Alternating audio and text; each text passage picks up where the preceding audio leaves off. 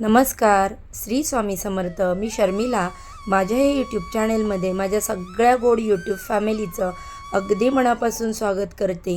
आजचा दिवस तुम्हाला खूप छान आणि सुखाचा जाऊ ही स्वामी महाराजांच्या चरणी प्रार्थना करते आणि आपल्या आजच्या या नवीन व्हिडिओला सुरुवात करते. मार्गशीर्ष महिन्यातील प्रत्येक गुरुवारी श्री महालक्ष्मी व्रताची मांडणी करून अगदी मनोभावी पूजा केली जाते. पण या पूजेप्रमाणेच या व्रताचे उद्यापन करण्याचा देखील एक विधी आहे. जर हे मार्गशीर्ष गुरुवारचे व्रत केले असेल तर त्याचे उद्यापन करणेही तेवढेच महत्त्वाचे आहे. नाहीतर हे व्रत पूर्ण होणार नाही. जर का तुम्ही या व्रताचे योग्य पद्धतीने उद्यापन केलं तर त्याचं तुम्हाला पूर्ण फळ मिळेल. तर आजच्या या व्हिडिओमध्ये मी तुम्हाला मार्गशीर्ष गुरुवारचे उद्यापन कधी व कसे करावे याबद्दलची संपूर्ण माहिती देणार आहे. त्यामुळे व्हिडिओ स्किप न करता शेवटपर्यंत नक्की पहा. चॅनलवर पहिल्यांदा नवीन आला असाल तर व्हिडिओला लाईक करा आणि चॅनलला सबस्क्राईब करा. बघा, 18 डिसेंबरला मार्गशीर्ष महिन्यातील आपला चौथा गुरुवार आहे आणि या दिवशीच आपल्याला उद्यापन करायचं आहे कारण शेवटचा गुरुवार म्हणजे चौथा गुरुवार आहे. शेवटच्या गुरुवारी अमावस्या आहे. मग उद्यापन कधी करावं? त्याचप्रमाणे शेवटच्या गुरुवारी कोणाला जर बाहेरगावी जायचं असेल, काही अडचण असेल, मग अशा वेळेस त्यांना शेवटच्या गुरुवारी उद्यापन करता नाही आलं तर मग तुम्ही उद्यापन कधी करावं? काहींना सुतक असेल, मासिक अडचण असेल, मग अशा वेळेस त्यांनी उद्यापन कसं करावं? त्याचप्रमाणे आपण मार्गशीर्ष महिन्यात 4ही गुरुवार उपवास करत असतो, पूजा मांडणी व्रत संपूर्ण करत असतो, उद्यापन करत असतो. मग मार्गशीर्ष महिन्यातील शेवटच्या उद्यापनाच्या गुरुवारी आपण दुसऱ्याच्या घरी उपवास सोडावा का? त्याचप्रमाणे आपल्याला कुमारिका सुवासिनी भेटल्या नाही तर मग काय करावे? तसेच देवीला नैवेद्य काय दाखवायचा? अशा बऱ्याच प्रश्नांची उत्तरं आपण आज या व्हिडिओमध्ये पाहणार आहोत. त्याचबरोबर बऱ्याच महिलांना प्रश्न पडतो की आमचा एक गुरुवार मासिक धर्मात गेला, एक गुरुवार आम्ही बाहेरगावी होतो, मग आम्ही अजून किती गुरुवार करायचे? तर ही संपूर्ण माहिती आपण आजच्या या व्हिडिओमध्ये पाहणार आहोत. त्यामुळे व्हिडिओ प्लीज स्किप न करता शेवटपर्यंत नक्की पहा. बघा, 2025मध्ये एकूण 4 गुरुवार आपल्याला पूजेसाठी मिळाले आहे. आता प्रत्येक महिलांच्या अडचणींमध्ये एखादा गुरुवार जात असतो किंवा एखाद्या गुरुवारी एखाद्या महिलेला बाहेरगावी जावं लागतं.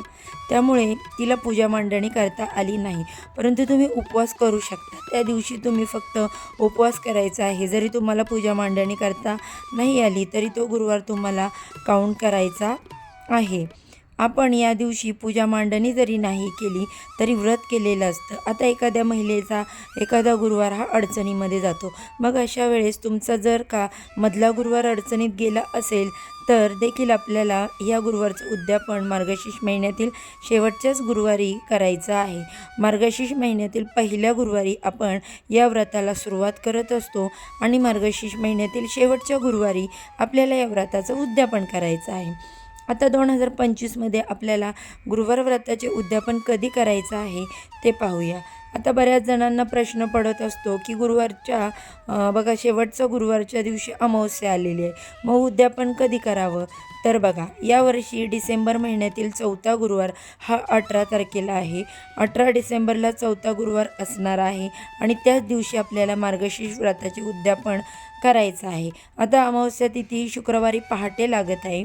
बघा, 18 तारखेला अमावस्या प्रारंभ देखील आहे, परंतु तो उत्तर रात्री म्हणजेच एकदम मध्यरात्री 4:59 म्हणजे शुक्रवारच्या पहाटे अमावस्या लागत आहे आणि त्यामुळे ही अमावस्या शुक्रवारी 19 तारखेला धरली जाणार आहे आणि 20 तारखेला ही अमावस्या सकाळी 7:12 संपणार आहे.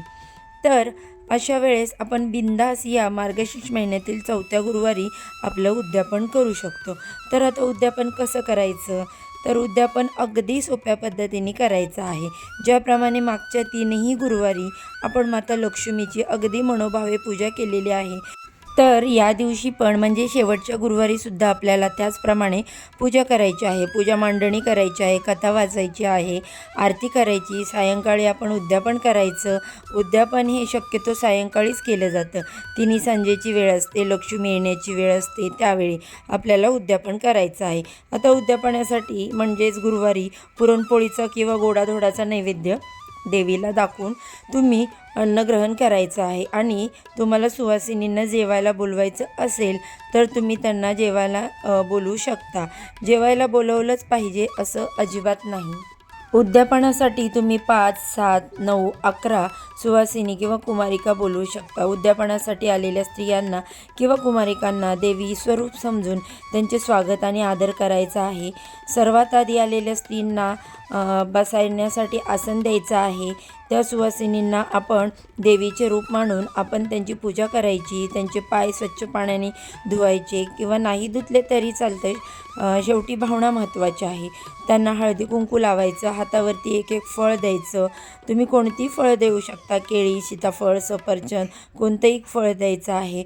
तसेच व्रतकथेची पुस्तकाची एक एक प्रत आपल्याला त्यांना द्यायची. त्यावरती तुम्ही एक फूल ठेवू शकता. गजरा, वेणी, गुलाबाचं फूलसुद्धा देऊ शकता. पान सुपारी द्यायची आहे. त्याचबरोबर तुमची इच्छा असेल तर तुम्ही त्यांना एखादी भेटवस्तू पण देऊ शकता. केशरयुक्त दूध देऊ शकता. छोट्यासा पेपर कपमध्ये तुम्ही आलेल्या स्त्रियांना थोडंसं दूध दिलं ना तरीही चालू शकतं किंवा जेवणासाठी देखील बोलवू शकता. त्यानंतर त्यांना नमस्कार करायचा आहे. या दिवशी शेवटचा गुरुवार आहे. आपल्या घरी उद्यापनासाठी काही स्त्रिया येतात. आपणही त्यांच्या घरी जातो. त्यामुळे छान असं तयार व्हायचं, साडी नेसायची. उद्यापनासाठी आलेल्या स्त्रियांची तुम्ही ओटी पण भरू शकता खणा नारळाने. त्याचबरोबर वाण म्हणून तुम्ही एखादी त्यांना भेटवस्तू पण देऊ शकता. आपण आपल्या इच्छेनुसार काही ना काही होईल तेवढं देण्याचा प्रयत्न करा. मात्र या दिवशी तुम्हाला जे जे करणं शक्य आहे ते आनंदानं करण्याचा प्रयत्न करा. काही स्त्रियांना उद्यापनासाठी 5, 7, 9, 11 सुवासिनी किंवा कुमारिका मिळत नाहीत. तर त्यांनी एक जरी कुमारिका किंवा एक जरी सुवासिनी बोलून त्यांना जरी मानपान केला तरी हळदी कुंकू, फळ, व्रत ची जी पुस्तकं आहे, कोणते भेटवस्तू आहे ते एकीला दिली ना तरीही चालू शकतं. तरीही तुमच्या व्रताचे उद्यापन होऊ शकतं. पण नाहीच मिळाली सुवासीन कुमारिका तर मग तुमच्या मुलींना देखील तुम्ही हळदी कुंकू लावून त्यांचे देवीचे स्वरूप मानून मानपान करू शकता. त्याचबरोबर शक्य झालं तर आपल्याला या दिवशी ब्राह्मणाला शिधा द्यायचा, वस्त्र द्यायचं, दक्षिणा द्यायची आणि त्यांना नमस्कार करायचा आहे. त्याचप्रमाणे उद्यापन आपल्याला अशा प्रकारे केलं तर परत दुसऱ्या शुक्रवारी आपल्याला सकाळी लवकर उठून स्वच्छ अंघोळ करायची. देवीला हळदी कुंकू वाहून दूध साखरेचा किंवा कोणत्याही गोडाचा नैवेद्य दाखवून देवीची आरती करायची आणि आपल्या हातून कळत नकळत काही चूक झाल्या क्षमा प्रार्थना करायची. तसेच तुझे वास्तव्य कृपादृष्टी तुमची आमच्या घरावर सदैव राहू दे अशी मनोभावे प्रार्थना करायची देवीला. या दिवशी एखाद्या स्त्रीला अडचण आली तर उपवास मात्र त्यांनी स्वतःच्या करायचा आणि पूजा घरातील दुसऱ्या कोणा व्यक्तीकडून मांडून घ्यायची आहे. कथा ऐकायची आहे. आपण आणि आलेल्या सुवासिनींना हळदी कुंकू आणि एक एक फळ जरी आपल्या घरातील एखाद्या व्यक्तीला त्यांना द्यायला सांगायचं. त्यानंतर बघा अशा प्रकारे सुद्धा तुम्ही उद्यापन करू शकता. शेवटी आपली भावना महत्त्वाची असते. तर अशा प्रकारे तुम्ही सुद्धा योग्य पद्धतीने उद्यापन केलं तर तुम्ही केलेल्या व्रताचं फळ तुम्हाला नक्कीच मिळेल. आता ज्यांना मासिक धर्म व्यतिरिक्त इतर अडचण असेल म्हणजे सुतक असेल, विटाळ असेल किंवा इतर काही अडचण असेल त्यांना जर शेवटच्या गुरुवारी उद्यापन करता नाही आलं तर काय हरकत नाही. तुम्ही त्यांच्या पुढच्या येणाऱ्या गुरुवारी उद्यापन करू शकतात. जरी पुढचा पौष महिना लागला असला तरी देखील तुम्ही पौष महिन्यातील गुरुवारी तुमच्या व्रताचे उद्यापन करू शकता. आता ज्यांच्यामध्ये एखादे गुरुवार राहिले असतील मग पहिला असू द्या, दुसरा असू द्या, तिसरा असू द्या, तुम्हाला जास्तीचे गुरुवार करण्याची गरज नाही. तुम्ही देखील चौथ्या गुरुवारी 18 डिसेंबरलाच व्रताचे उद्यापन करायचं आहे. परंतु 18 डिसेंबरला म्हणजे शेवटच्या गुरुवारी जर का कोणाला अडचण आली, मासिक धर्म असेल तर त्यांनी घरामध्ये शेवटच्या गुरुवारी कोणी करणारे नसेल तर त्यांनी देखील त्यांच्या येणाऱ्या पुढच्या गुरुवारी या व्रताचं उद्यापन करायचं आहे. आता काहींना असं होतं की मासिक अडचण नाही, सुतक नाही, विटाळ नाही, परंतु शेवटच्या गुरुवारी आम्हाला बाहेर जायचं आहे, एमर्जन्सी आहे. मग अशा वेळेस तुम्ही या गुरुवारी उपवास करा.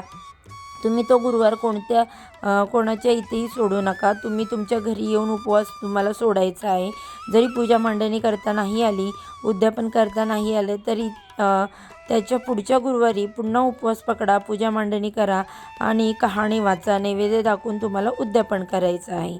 आपल्याला जर हा कोणी सुवासीन म्हणून जेवायला बोलवत असेल तर आपण बिनधास्त कुठलाही विचार न करता जायचं, कारण ती लेडीज, ती महिला आपल्याला लक्ष्मी स्वरूप मानून आपल्याला भोजन देत असते. त्यामुळे आपण हे भोजन करायचं आहे.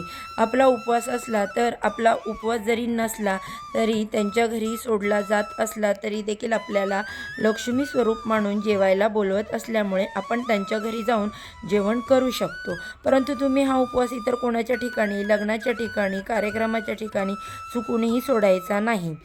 किंवा घरी 2 घास खाऊन उपवास सोडून तुम्ही दुसऱ्याच्या घरी सवासणं म्हणून जाऊ शकता. किंवा सवासणं जेवायला गेल्यावरती परान्नाचा कोणताही दोष लागत नाही. मात्र या उद्यापनाच्या दिवशी उद्यापन करणं शक्य नसेल तर मात्र तुमचा उपवास कोणाच्याही घरी सोडायचा नाही. तो उपवास तुम्ही तुमच्याच घरी सोडायचा आहे. कारण आपण एवढ्या भक्तिभावाने 4 गुरुवार पूजा करत असतो, उपवास करत असतो, व्रत करत असतो. त्यामुळे आपण हा उपवास आपल्याच घरी सोडायचा आहे. एक गोष्ट सांगायची राहून गेली की तुमच्या घरात जर उद्यापन असेल तर तुमच्या घरातलं उद्यापन संपूर्ण तुम्ही ते करून घ्या सगळं, आणि नंतर कोणाच्याही घरी ते जेवायला जावा जिथे बोलवलं असेल. कारण तुम्ही तुमच्या लक्ष्मी स्वरूप त्यांच्या घरी जाणार आहात, हे लक्षात ठेवा. आता काहींना जर सुतक पडलं तर बघा, सुतक हे 10 ते 13 दिवसांचं असतं. 10 दिवसांचं, 13 दिवसांचं, 14 दिवसांचं सुतक असतं. मग अशा वेळेस तुमचे 2 गुरुवार हे जाऊ शकतात सुतकामध्ये. मग त्यामुळे 2 गुरुवार झाल्यानंतर तुम्ही येणाऱ्या गुरुवारी पौष महिन्यात तुमच्या व्रताचे उद्यापन तुम्हाला करायचे. मग तोपर्यंत तुम्हाला प्रत्येक गुरुवारी उपवास हा धरावा लागणार आहे. जोपर्यंत उद्यापन होत नाही तोपर्यंत तुम्हाला उपवास करायचा आहे. तसेच बघा, आपण मार्गशीर्ष महिन्यामध्ये कुलदेवीला जाऊन येतो आणि मग त्या कुलदेवीची सवासणी घालायच्या असतात. मग तुम्हाला वाटू शकतं की मी शेवटच्या गुरुवारी मार्गशीर्ष गुरुवारच्या सवासणी व कुलदेवीच्या सवासणी एकत्र घालू शकते का? तर बघा, घालू शकता, पण शेवटच्या गुरुवारी घालू शकता. पण त्यावेळेला वेगवेगळ्या घालाव्यात. म्हणजे शेवटच्या गुरुवारच्या मार्गशीर्ष महिन्यांच्या महालक्ष्मीच्या सवासणी वेगळ्या घाला आणि त्या अगोदर किंवा नंतर त्याच दिवशी कुलदेवीच्या नावाने वेगळ्या सवासणी घाला. किंवा एकाच वेळेस वेगवेगळ्या रूममध्ये देखील तुम्ही सवासणींना जेवण वाढू शकता. तर कसा वाटला तुम्हाला आजचा हा व्हिडिओ मला नक्की सांगा.